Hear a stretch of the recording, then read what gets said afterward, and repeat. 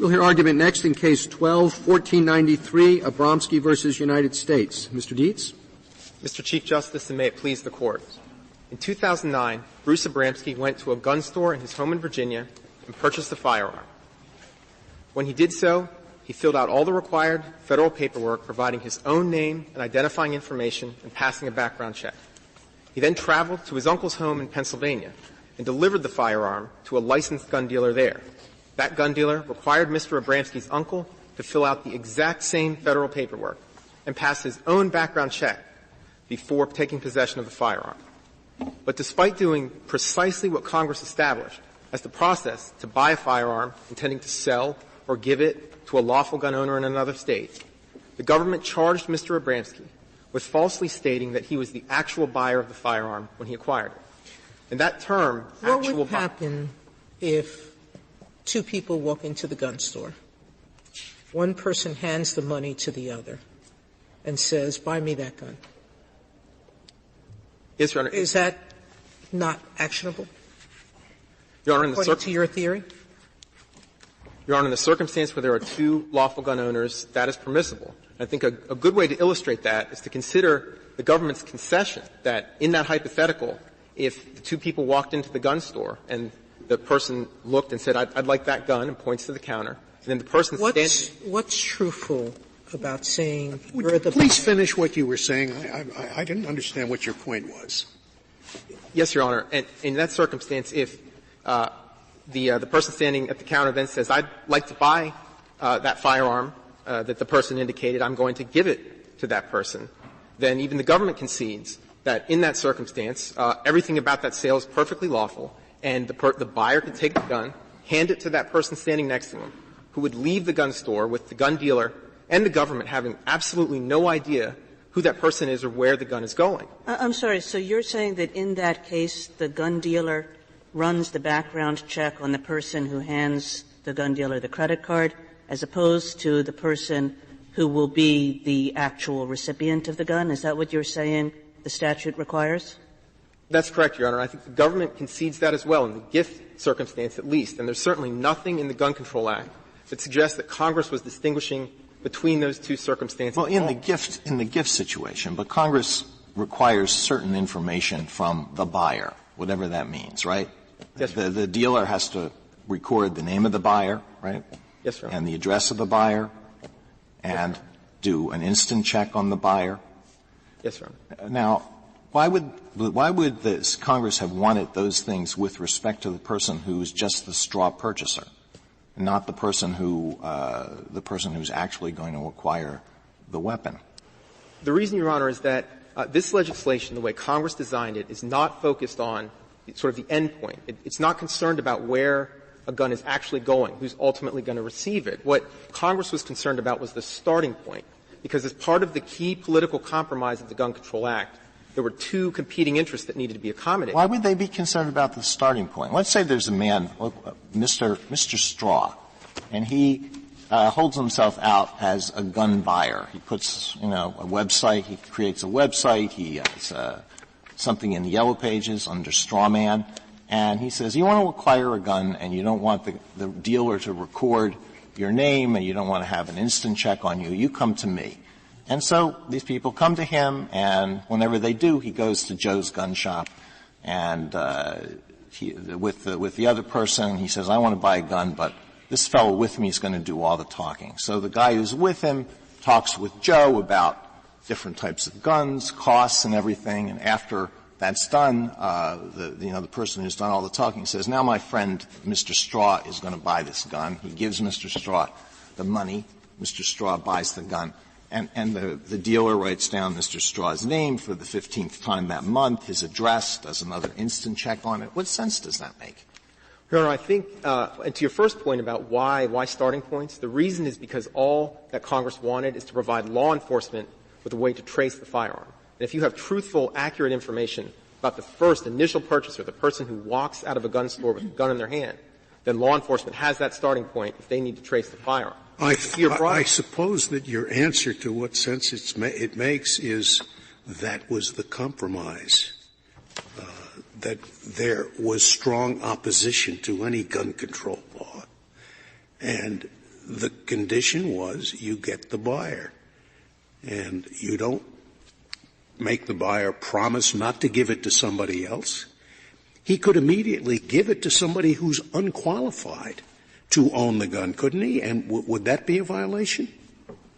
Your Honor, that would violate other laws because Congress in the Firearm Owners Protection Act clarified that or amended the provision to provide that a private citizen who transfers a firearm to someone they know or have reasonable cause to believe is prohibited, that's a crime. What about somebody who is qualified to own a firearm? Can I take a firearm that I own and say, it's yours? Yes, Your Honor. And I think the government has conceded that if it's someone in your own state, don't have to register it. I don't have to go through a firearm dealer, right? It's my gun, and I can give it to somebody else who's qualified. That's correct, Your Honor. And in cases like Mr. Abramski's case where his uncle lived in another state, Congress provided a path for those people as well, and that is you have to deliver the firearm to another dealer in that state before finishing the transfer. You're never going to know who the end user is once the gun is sold. Whether you take the straw buyer's name or the other person's name or both. You don't know where the gun's going to end up, do you? Yes, sir, that's right, Your Honor. And that's because that was the key compromise of the language matters in a statute. I mean, I do believe that. And here the relevant language seems to me that what its material to, the government says, is the statute about selling or delivering. Now, did this person, was he the buyer, your client? Was he somebody that they sold or delivered it to? Well, he's a straw.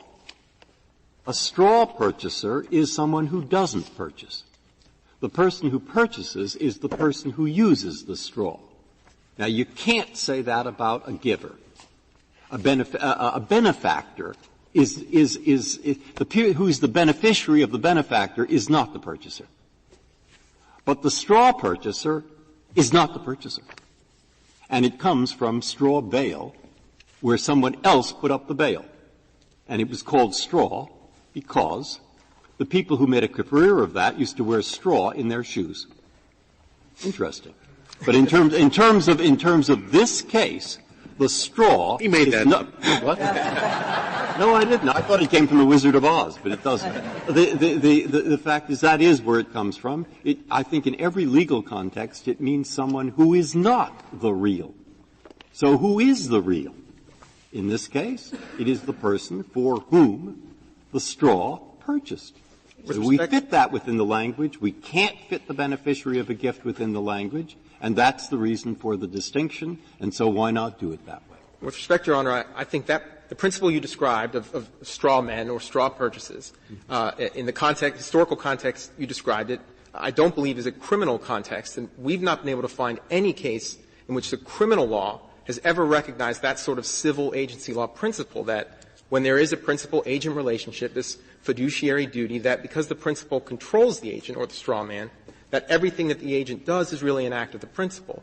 And Congress, there were historically criminal common law principles of agency, and Congress codified those principles in Title 18, United States Code Section 2. Those are things like aiding and abetting, principals and accessories. But that's not the principle on which the government relies today. The government. You still have not explained what purpose is served by obtaining the name of the straw purchaser and doing an instant check on the straw purchaser. You said that it allows the tracing of the weapon, but that's not going to be true in the case of a straw purchaser because the person who the straw purchaser isn't necessarily, and probably in the vast majority of cases, isn't going to get the name or any information about the actual recipient. That's the whole purpose of having a straw purchaser.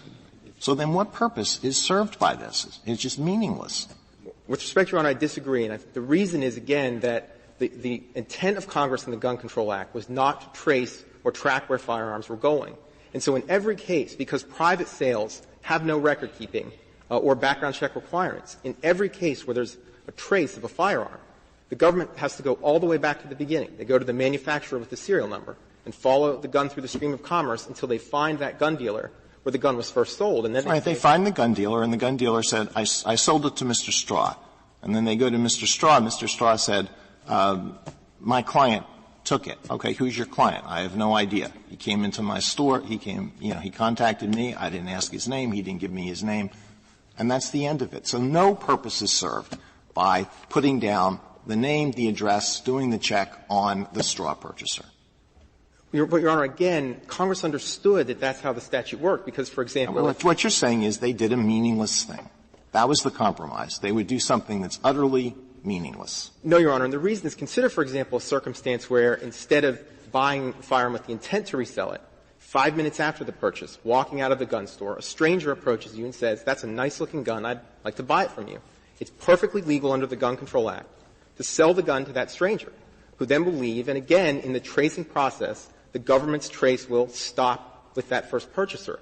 And Congress understood that that's how the process would work. And that was part of the compromise. What Congress wanted was accurate information about the initial person who acquires the firearm so at least they can try to do that trace. And Congress understood that in some cases they can't track it all the way. In this case, unlike the hypothetical that Justice Alito gave you, if they went to the straw purchaser, he would say, oh, I actually bought it for my uncle. And he'd give the uncle's name. And then the uncle would say, where else the firearm went from him. Yes, Your Honor. And in fact, in this case, the government received all the record-keeping and background check information that they could possibly have received. They got full federal paperwork from both Mr. Abramski and his uncle and ran a background check on both. Your position is that this was not a material misstatement. Is that correct? Yes, Your Honor. Why isn't it material in light of the fact that it was a question was on the government form that was promulgated that was directed by regulations? The reason, Your Honor, I think this is a critical concession by the government, it's on pages 35 and 36 of their brief, is the government acknowledges that the statements on the form are just an interpretive rule, and not even a sort of ordinary interpretive rule that this Court may encounter with agency interpretations where they're looking at the statute, and although they have not been delegated with authority to rule make, they are interpreting the text of the statute. Here the government acknowledges that the statement is an interpretation of the case law about the straw purchaser doctrine. And the problem with that is that there's a split in the circuits about what that case precedent should be. And the government's suggesting that this Court should somehow defer to the statement on the form, that it has the power of law, that people should acknowledge it. But, of course, when you have a case law question like this where there's a split, this Court is the authority that decides what the law should be. And it's not required to defer at all to the statements on the form. Mr. Deese, could we go back to the question that Justice Alito raised? The primary object of this statute is to keep guns out of the hands of felons, of people with mental illness, and so forth. Now, it's absolutely true, as you have said, that Congress didn't do everything it could have to achieve that result, right? That there are many kinds of resales that are allowable, that there are gifts that are allowable. It's one thing to say that. It's another thing to say that at the initial point of sale, which is where the entire system is set up, right, with the gun dealer doing the automatic checks, that at that initial point of sale, which is the centerpiece of this statute, that we will essentially disregard fronts, that we don't care that the person standing at the counter is a front. I mean, that goes far beyond the other kinds of resale possibilities that you're talking about. And I guess what I want to know is why you think a Congress that was geared towards this object of keeping guns out of the hands of dangerous people and set up a mechanism that had the gun seller be the kind of enforcer at the point of sale would have thought, oh, it's fine if a straw walks in the door. I think the reason, Your Honor, is because Congress understood that private sales, that there was an importance to private sales between citizens. And in a straw purchase like this, or someone who's purchasing a gun intending to resell it to someone else, that is precisely what's happening, is that second sale is a private transaction between two private citizens. And Congress did not want any regulation of those types of sales, and that was part of the political compromise in the law. And so, yes, Your Honor, I acknowledge that you could certainly describe this as not a comprehensive regime. There are holes in the legislation. But remember, too, that Congress was not operating in a vacuum. It understood that although there may not be a national consensus about some of these issues, and therefore the regime that Congress chose may have some holes in it, that the states could fill those holes if there was a statewide consensus on that issue, and many states have done that. Some states have, Hawaii, for example, what is really a complete gun registration system. And others, like West Virginia, believe that there should be virtually no regulation of these sorts of private sales at all. And so I think the system is working precisely as Congress intended. And if there are problems, Congress will come back and fix it. And we've seen, for example, in the Firearm Owners Protection Act and in the Brady Act, that this is an area where Congress is continuing to observe what's going on in the nation and making changes to the law as necessary. In the situation that Justice Alito hypothesized of the person who's doing this several times a month and has the ad in the Yellow Pages, is that person subject to regulation as a dealer? Yes, Your Honor. I wanted to make that point, and that is that, of course, if you engage in the business of purchasing firearms to sell to others, then you will at some point be subject to the licensing requirements that Congress created. So, again, this is not a system that has some obvious loophole where people can begin to engage in their own sort of sale of guns to others. This is a situation where Congress wanted to leave open the option for private citizens like Mr. Abramski to purchase guns for other lawful gun owners like family members, neighbors and friends. But this family member, the uncle, residing in Pennsylvania, he could not have purchased that gun in Virginia. Isn't that right? Because he's a non-resident.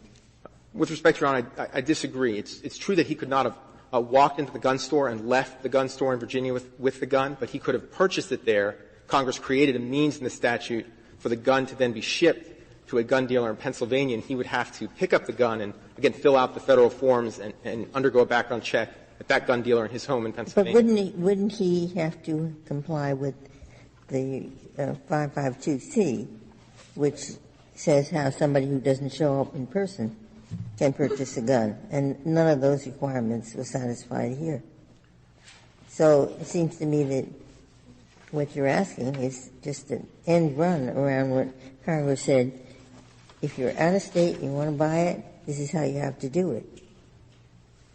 With respect, Your Honor, I don't think that's what Congress meant in Section 922C, which is the provision that deals with absent buyers.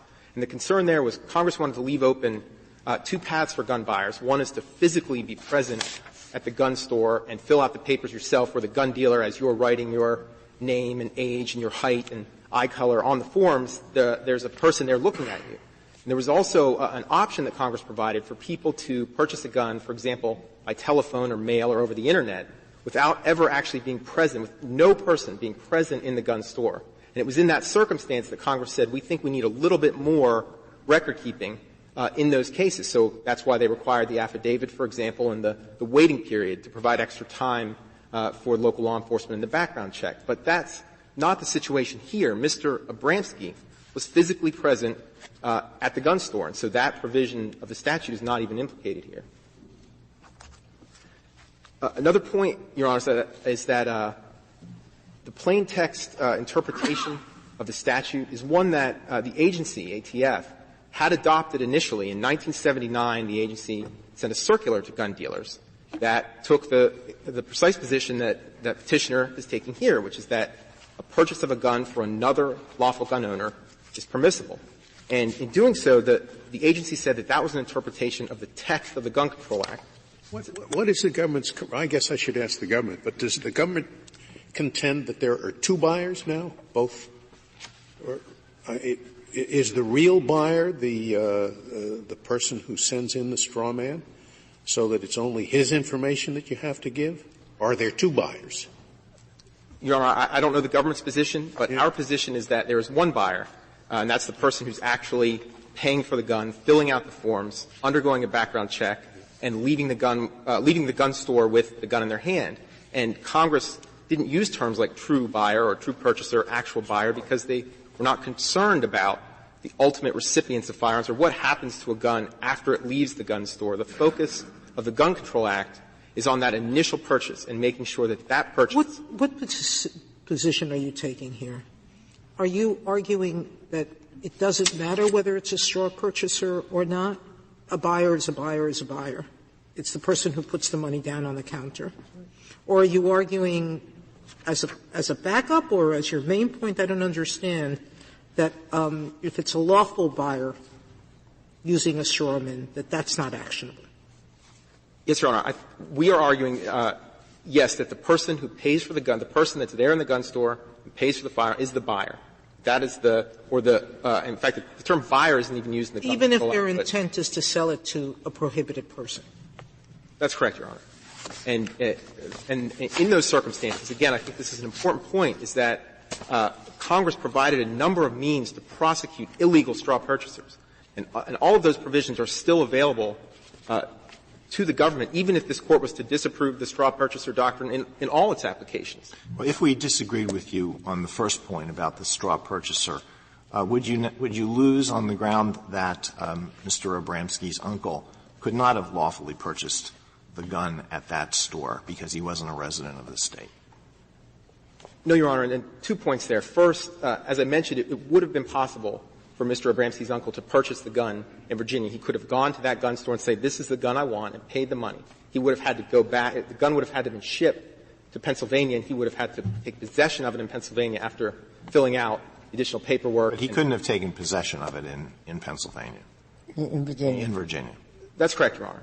But, again, I don't think that changes the materiality analysis, because, again, the question is not whether Mr. Abramski's uncle could have picked up or bought the gun in Virginia. The question is, if Mr. Abramski had told the gun dealer the truth, that, yes, I plan to buy this gun, but I'm going to take it up to Pennsylvania and give it to my uncle after I deliver it to a gun dealer there, the way that Congress wrote the Gun Control Act, the gun dealer still could have sold the gun to Mr. Abramski. That's or would why it have been a lawful sale if the gun had been delivered to him on the spot? To Mr. Abramski's uncle? Yeah. He could not. Mr. Abramski's out of the picture. The uncle goes in, buys the gun, puts down a Pennsylvania address. The dealer gives him the gun, walks out of the store. Would that be a lawful sale? No, Your Honor.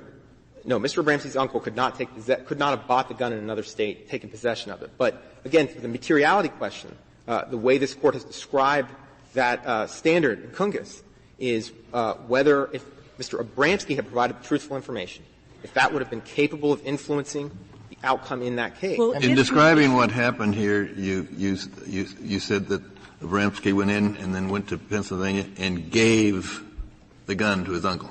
That's not quite correct. He transferred it to him for consideration. I had thought, and this goes back to Justice Scalia's question about if there's one buyer here or two. I had thought that it might be possible to construct a case where Abramski tells his uncle, I'm going to buy the gun, and then I'm going to sell it to you, and I'm going to sell it to you in Pennsylvania at a gun dealer's store so we can fill out the necessary forms. Would the government then have objected to what happened here? Your Honor, we can ask the government, yes. as Justice Scalia indicates, but as you understand their case. Yes, Your Honor, I think the reason is that the government's position is that you cannot buy a gun intending to sell it to another lawful gun owner. That is the government's position. But just one point of clarification is, to the extent it's relevant, Mr. Abramski did not receive consideration for the purchase of the firearm. The record indicates that his uncle sent him a check to cover the cost of the gun. This was, in all respects, someone doing a favor for a family member. Could you address the other point here, which is the one I have more trouble with, to tell you the truth? Count 2? Yes, Your Honor. And that count, the language that Congress chose was that one cannot make a false statement about information required by this chapter to be kept. Right. This chapter meaning Chapter 44, the Gun Control Act itself. And the Gun Control Act contains, it actually references, there's a provision, and that's 922b5, where Congress says this is the information, it uses that term required to be kept, and it lists 3 things: the name, age, and place of residence of the person acquiring the gun from the gun dealer. And then ATF has promulgated regulations that have added an additional layer of information that must be included on the forms. But the government's position, of course, this question 11, who is the actual buyer, that's not one of the things that's included either in the text of the Gun Control Act or in ATF's regulations. And what the government has said in this case is, well, that's right, but we view the authorization of Congress to create the form as sort of a blanket authorization to ask whatever we want in the form and make anything that we ask on the form, information required to be kept. Can you lie in answering questions that the government has no technical right to answer? I mean, let's assume I agree with you that in fact this information the government was not authorized to obtain this information, and therefore it was not required to be kept. But nonetheless, they asked it, and your client didn't just say, "I won't answer." He lied. Now, can you lie so long as the question is improper? Your Honor, I think the key in this case is that Congress included a materiality element for almost every false statement that would occur in this context. And they enacted a separate statute that did not have that materiality requirement. And the reason was Congress wanted to be sure that that provision that did not have the materiality requirement only applied to the false statements that Congress thought were the very important ones. And therefore, they delineated what that category of statements was. And the question on the form is not one of them. And that, Your Honor, is the reason why Mr. Abramski cannot be convicted under that provision. I'd like to reserve the remainder of my time for rebuttal. Thank you, counsel.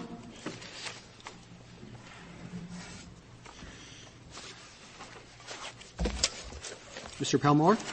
Thank you, Mr. Chief Justice, and may it please the Court. I think it would be helpful if I could, at the outset, frame what I see as the issues here, because as some of the questioning revealed, Petitioner is making two separate arguments. His first argument is, in a sense, that there is no such thing as a straw purchaser doctrine.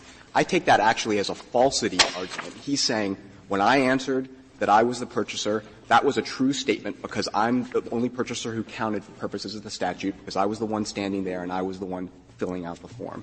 His second argument is an alternative argument, as I understand it, and he says, even assuming I'm wrong about the first argument and that this statement was false, that falsehood was not material because my uncle was legally eligible to possess a firearm.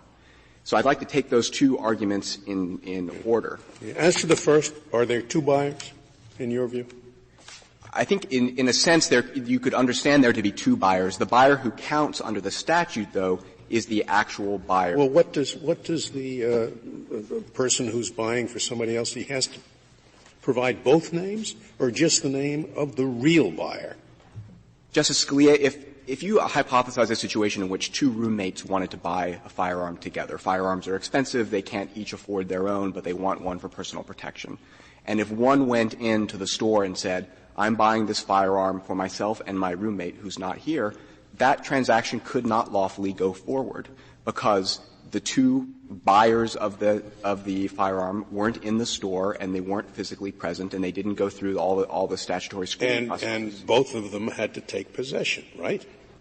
Right. In that sense, right, because the whole. But that's not the case here. The person who paid took possession, was authorized to take possession. In the straw purchaser cases, the person takes possession in an ephemeral sense. They are merely the conduit. The purpose and effect of the transaction is to deliver that firearm to someone else. So where in this, I'm sorry. So there are two buyers, and both of them have to be on the form. If there are two buyers, if two people or roommates are buying, they would each need to. I can understand you're saying the real buyer is the person who put up the money. Well, of course, the form tells you who the real buyer is, and it's a substance over form inquiry. And we think this is supported by not only the text, but also the structure and purpose of the Gun Control Act. Where in the Act is the basis for the requirement on the form? The form says, if you're not the actual person, you're buying for somebody else, blah, blah. Where is that in the statute? That is a ATF's reasonable interpretation of the statute, and I was just going to get to that. It's current one. It used to have a different one. That's current one, and that's been consistent for the last 20 years, Justice Scalia. So the statute, we think both the text and the structure and purpose support this view.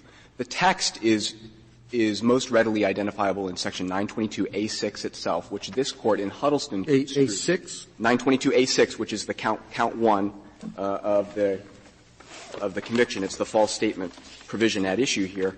And this is quoted at pages 1 through 2 of the government's brief. So the provision says it shall be unlawful for any person in connection with the acquisition or attempted acquisition of a firearm, and it goes on. And at the end it talks about the lawfulness of the sale or other disposition of such firearm. This case isn't the first one in which the Court has had occasion to interpret those terms. In Huddleston, the Court looked at those terms, in particular acquisition and disposition, and it said several things about those terms that are relevant here. It said those terms are meant to have a practical, common-sense meaning in terms of who will become into possession and control of a firearm as the result of a transaction with a federally regulated dealer. And they don't turn on formal notions of legal title. And that with respect to disposition in particular, that Congress meant to give broad effect to this term. And so we think that the same kind of practical, common sense inquiry is applicable here. When looking at the transaction, the question is, what is the ultimate purpose and effect of this transaction? Is it to have someone else acquire the firearm? Broad, it isn't the language. His point is that I think that the statute, it has to be material to the lawfulness of the sale. Now we look to see what section is it material to. And you say in your brief it's material to the section that says, you have two of them, but they come to the same thing, selling or delivering any firearm to any person. All right? Now he says, did they sell or deliver this firearm to what you call the real purchaser? He says, no. They sold or delivered it to the straw. And that's the end of the matter. And at least the statute is open to this interpretation, and it's a criminal statute. And besides, the ATF for a long time interpreted it that way. So what we should do is interpret it strictly. Now, that's, I think, the basis of their argument, if I understand it. And so you have to get those words sale and deliver and explain how in the criminal statute they apply to what you're calling the real purchaser. Right, Justice Breyer. The statute uses a number of different terms to connote what we take to be a substance over form inquiry into the actual possession and control of the firearm. So in 922A6, as we were just talking about, it talks about acquisition, sale, or disposition. But you also quote material, the need for it to be material to the lawfulness of the sale. Correct. You seem to concede that in the brief. It has to be material, and there are two sections, and both come to the same thing, which is what I said. So this is where we get back to the fact that there are two different issues in this case. If I convince you that there was a false statement here because petitioner's uncle was the actual purchaser. If he is the actual purchaser, then he falls within the term of a person to whom the firearm was sold or delivered. That's your argument. And his name wasn't put on the form. Oh, there's no question about that. Right. So if I could just finish one other thought on this first issue of falsity. And as Justice Sotomayor and Justice Alito's hypotheticals demonstrated, under petitioner's view of the statute, I could approach someone in the parking lot outside of a licensed dealer. I could say, would you like to make a quick buck? Please come in with me. I could point to the firearm I want. I could hand him the money. I could look over his shoulder as he fills out Form 4473 in his own name. I could watch the dealer run that person's name and identity through the criminal background check. And as we leave the shop together, he could hand me that firearm. Why is it any more horrible than the notion that as soon as I buy it, I walk out of the store and I meet this guy in the parking lot. He says, hey, that's a nifty looking gun there. How much did you pay for it? He says, I paid $600. I'll give you $700. Oh, it's yours. Right? I can hand it to him, can't I? You could, Justice. So the notion that the gun would somehow get into the hands of somebody who wasn't registered or who couldn't buy it himself, I mean, that's going to happen anyway. What you assert does not stop that problem. Justice Scalia, Congress was obviously balancing a number of interests when it enacted these provisions. If you read the text of the statute in the legislative history, it's clear that Congress thought the principal problem was effectively unregulated sales of firearms from dealers. That's the problem it wanted to focus on.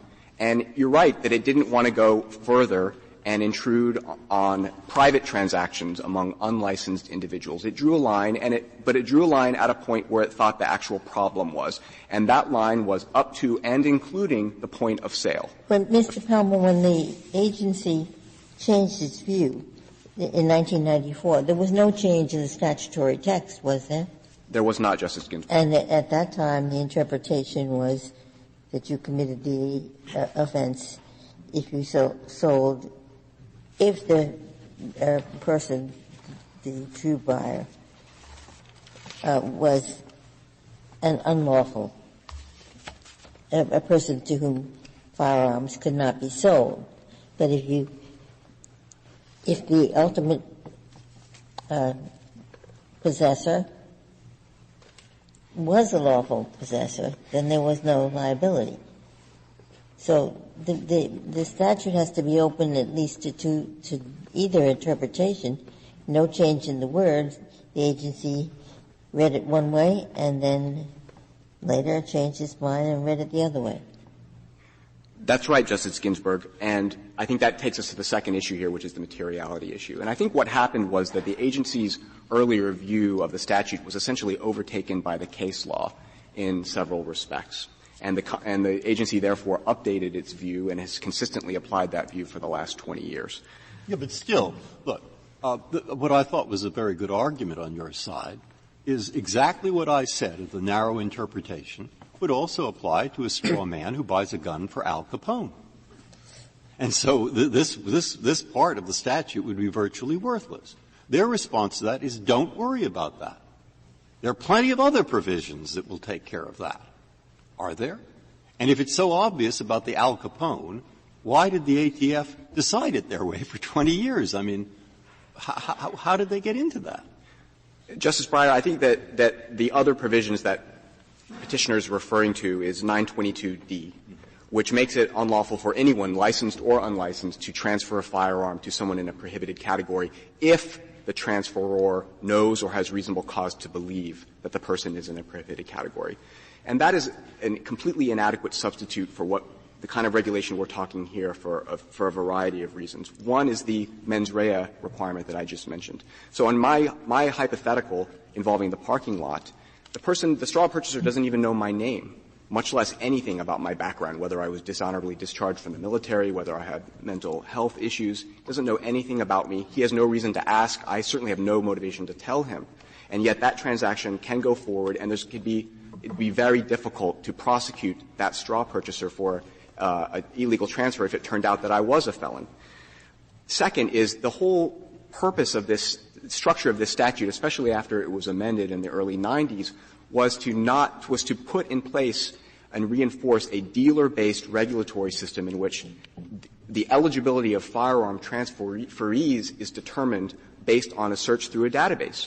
We don't take even the transferees say so as to whether or not he's an eligible person. I think it's very problematic to talk about the overriding purpose when you're dealing with a very sensitive compromise.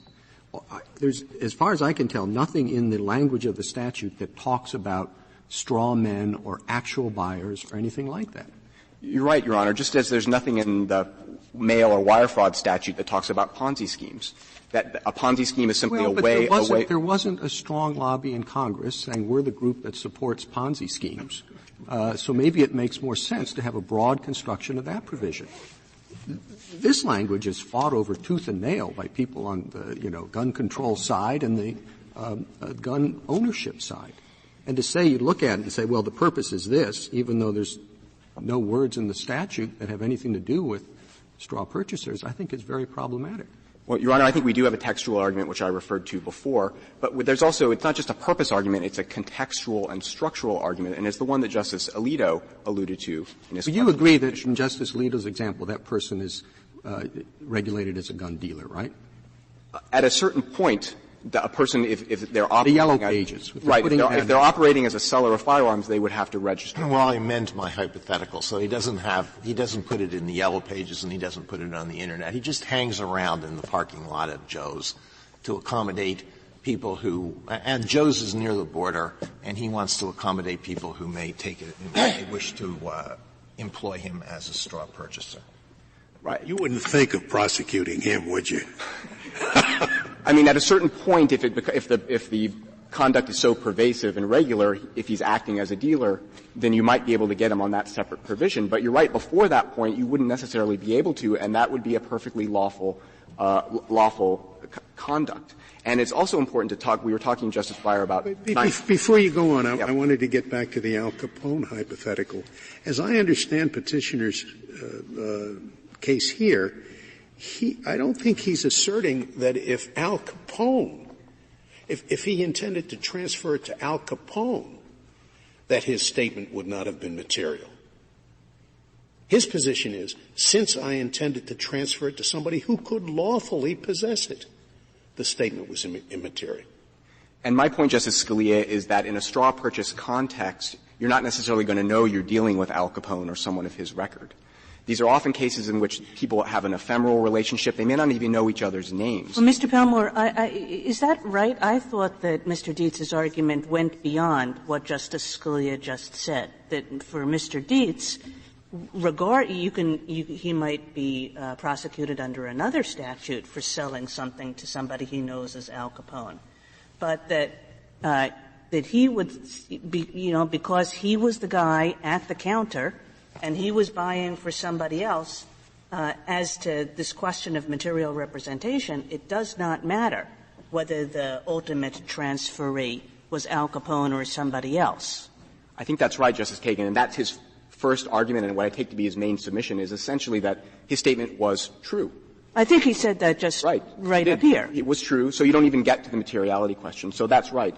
That subsequent transfer might separately be a violation if he knows or has reasonable cause to believe that the transferee is in a prohibited category. I would just point out, though, that that would not have been the case from 1968 to 1986, because 922D, which prohibits transfers to ineligible transferees, applied only to licensed dealers until 1986. It didn't apply to private individuals. So the kind of straw purchase on behalf of Al Capone, as I understand it under petitioner's theory, would have been perfectly legal from 1968 to 1986, even if it was knowing. Justice Ginsburg, we talked a little bit before about how ATF's view kind of caught up with the case law. And I think some of that case law is actually quite helpful here for illuminating the materiality question. And it's the Crandall case from the First Circuit that we talk about in the brief. If petitioner is correct that the materiality of a false statement turns on whether the ultimate, in this context, whether the ultimate purchaser or the actual transferee of the firearm was eligible or not, it's unclear why someone seeking to buy a gun from a federally regulated dealer couldn't go in, provide a false name, and provide a false identification, and receive a gun, and then if he's prosecuted for that false statement, he could defend, as the defendant in Crandall tried to defend, saying, well, it didn't really matter because I'm actually eligible. So even if you'd known my true name and had my true non-forged ID, you would have sold me the gun, so it's not material. The courts of appeals and the lower courts have consistently rejected that argument. And what those courts hold is that in all cases, the lawfulness of the sale of a firearm from a regulated dealer is contingent on the recording, confirming, and after 1993, screening of the identity of the purchaser. And this now you're talking about the second question. Correct. And the provision that makes the information that's required, makes it material, correct me if I'm wrong, is 922B5, right? That's what one of requires the provisions. that. Okay, now all that says is you have to keep the information of the person to whom you're transferring the firearm. So your argument has to be when somebody sees the person, they realize that that means not somebody who's buying it for somebody else, right? Right. And if you're with me on the straw purchase idea that this was a false statement because the purpose and effect of the transaction was for the uncle to acquire the firearm, then that was a false statement, then the actual yes, I know. If I assume you're right, then you're right. If you assume I'm right on issue 1, then I think the materiality on issue 2 follows directly from this provision that you've quoted, 922B5. And I think because then person, carries with it the concept of not just the person to whom it's transferred, which is what 922B5 says, but the fact that it has to be the actual person who ends up with the gun. Yes, and I think the term needs to be looked at in context. It's not just 922B5. There's also 922T, which is the Brady provisions. And there it talks about a transfer. So we talked before about how there are different terms that are used. Well, 922T, which says that you can't Where is that? This is on page 13. No, I apologize, Justice Scalia. There's not an appendix, but this is quoted in relevant part on page 13 of our brief.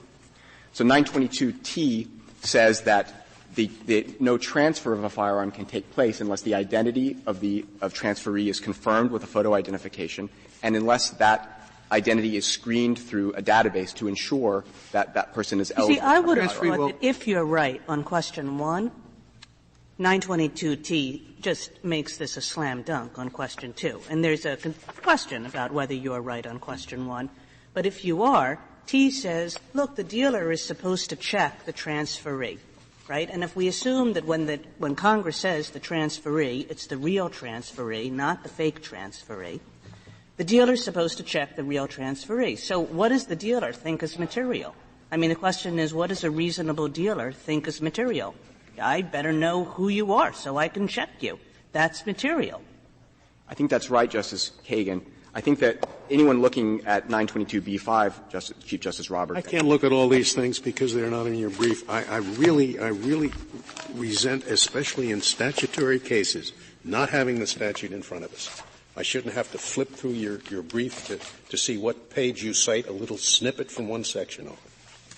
You're right, Justice Scalia. I apologize for not including a fuller statutory appendix in this brief. But the point is of 922b5, when it asks for the name of the buyer, one would ask, well, what reason, why is this name relevant? Why is this question being asked? And this goes to Justice Alito's observation about the structure and purpose of the statute. This name is clearly being asked because Congress cared very much about preventing anonymous sales of firearms. It cared very much about having a record of who that first buyer was. Well, it's not just the structure, it's not just the overriding purpose. 922T says that the dealer is supposed to check the transferee to find out whether the transferee has a criminal record, to find out whether the transferee has mental illness. So who does he check? Who is the transferee? Well, I need to know who the transferee is to make that check. So obviously it's material to know who the transferee is. I agree, because those requirements would be pointless if they could be satisfied. Well, but it's going to be the same problem, which is the straw, because the transferee in context probably refers to the person to whom the dealer transferred the weapon, namely the buyer. And does it apply, for example, if he knows that the buyer is going to give the weapon to another person? And you will say no. And he's not the transferee, the other person. You admit that, you say it. And so why is the person to whom the one who puts up the cash is going to later transfer the weapon is the same question as to whether he is really the purchaser. I just don't see a difference. And therefore I thought that, but you can explain to me why there's a difference. I'd like to know that. And I guess I'd like to bring you back to that issue, and I'd just like to know how the ATF reached the contrary conclusion, if it would so undermine the statute. Well, Justice Breyer, a couple points about this. One, as we talked about before, we think Huddleston suggests that these terms, and Huddleston was interpreting acquisition and disposition, and it was stressed that these had a practical, common sense meaning about who was going to obtain possession or control of the firearm as a result of the transaction, as a direct result of the transaction. And what about the donee? The ATF has never interpreted this provision to prohibit gifts, and a gift recipient is in no sense a party to the gift giver's purchase of the gift. That's just not the way we think of gifts. The purchaser may change his mind. The purchaser is not acting at the direction and control of the gift recipient. And in ATF's experience, there's not a problem with gift recipients. You don't think that crime bosses? I'm sorry. You don't think crime bosses look at their underlings, pay them a lot of money for whatever they're doing, and just say, "Go get me a gun and give it to me"? Well, I think I would suggest that wouldn't be a gift under that scenario, Justice Sotomayor. If that person is working for the crime boss and it's part of his duties to go obtain a gun, then he's buying that gun on behalf of the crime boss. Could you answer Justice Kennedy's question? Is this all contingent on the intent at the moment? I mean, you had a lovely wrapped case here because you had the money transferred before the purchaser, so there's no question that the intent was to purchase for the uncle. But what about the situation where there's a conversation beforehand that says, I'm going to buy the gun and I'll sell it to you afterwards? I think there could be a factual question in some of these cases. The question would be, was that purchase made on behalf of someone else? There's no factual issue here. This was a guilty plea, so we have to assume that this transaction was made on behalf of the uncle. As a factual matter, petitioner disputes whether that matters legally or not. And I'm not sure what you mean. I gave you a hypothetical. Right. In your hypothetical, I think that would be a straw purchase. That purchase was made, even if the money was going to come later, that purchase was made on behalf of the absent party, and it can't proceed for a variety of reasons. This is a criminal statute, and you're saying that when I buy it and I told somebody I'll sell it to you later, that I am acting as an agent? And, wow, it's a criminal statute. Justice Scalia, in Huddleston is helpful in this regard, too. There was a notice rule of lenity argument made there because the person in that case wasn't actually buying the firearm. He had pawned it to the pawn shop, and he was redeeming it. And he came in and said, I'm not buying it. I'm just getting my own property back. I'm not buying it or acquiring it. And the Court in rejecting that argument, relied in part on Form 4473 because it provided notice that he had to check these boxes and had to truthfully answer the question. I think it's rare that you get a case with this degree of notice when the defendant is actually committing the offense and making the false statement. He's told in bold letters right in front of him not to do what he's about to do, and it includes a hypothetical. Well, he's not told that in the statute. He's told that in a form that was quite different from the form that was used before. That's right, Chief Justice Roberts. It's a form that's been used consistently for 20 years. And for the reasons that we've said, we think that the current view of the ATF and the express instructions on the form are actually the most consistent with the statute, because the statute requires identification of a firearm purchaser to be recorded, confirmed, and screened in every case. That's not contingent on the person turning out to be eligible or not. Congress wanted to prevent anonymous sales of firearms, and it had a purpose, obviously, to keep out of whether or not there was a sale. Suppose the facts in this case, it was a Glock, I think, yes, was delivered, and suddenly Abramski finds that it's a valuable collector's item. There were only 2 or 3 of these made. It had a special trigger or something, and it's now immensely valuable. Could the uncle insist that it be sold to him for the $700, or for the agreed price, for the $400 thing?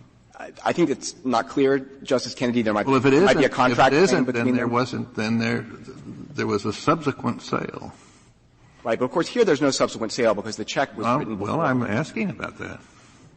Right. I think if the petitioner changed his mind and decided not to actually transfer it, I think as a technical matter that wouldn't affect the legality, because what mattered was he making a purchase on behalf of another and entering a false statement at the time he made it. A fact question could arise in a situation like that, which a defendant could argue, I wasn't actually making the purchase on behalf of someone else, and that argument is supported by subsequent events. But I think I was about to say that the one critical purpose of the statute obviously was to keep firearms out of the hands of ineligible persons, but another critical purpose was to allow for the tracing of firearms and to prevent the anonymous stockpiling of firearms. And with respect to that purpose, I think the facts of some of the cases underlying the circuit split on the second issue of materiality are quite salient. Those are all cases in which eligible parties wanted to anonymously obtain large quantities of firearms for illicit reasons. They were eligible, but they wanted to not have their name associated with the transaction. So Polk, which is the Fifth Circuit case, which is actually on petitioner's side, that person wanted to anonymously acquire firearms to create a stockpile to attack an IRS building, to kill police officers, and to assassinate a judge. But he was eligible. In Frazier and Morales, which are the 11th and 6th Circuit cases addressing this materiality issue, they were straw purchases on behalf of eligible buyers, but they were, again, wanting to anonymously stockpile weapons and not have their names associated with them because they were smuggling them out of the country. And the petitioner's view of the statute in which a straw purchaser can satisfy the requirement that the first transaction at the point of sale be recorded would completely satisfy the statutory requirements, would greatly impair the ability of ATF to trace firearms and to have an accurate record of who that first purchaser of the firearm was. If there are no further questions, we'd ask that the judgment of the Court of Appeals be affirmed. Thank you, counsel. Mr. Dietz, you have 4 minutes.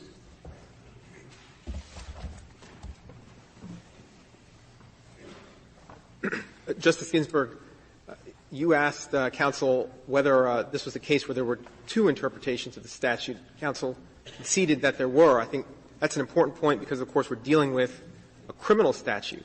If there are two interpretations under very well-settled precedent from this Court, the Court applies the interpretation that's favorable to the criminal defendant, and that's part of the doctrine of criminal law.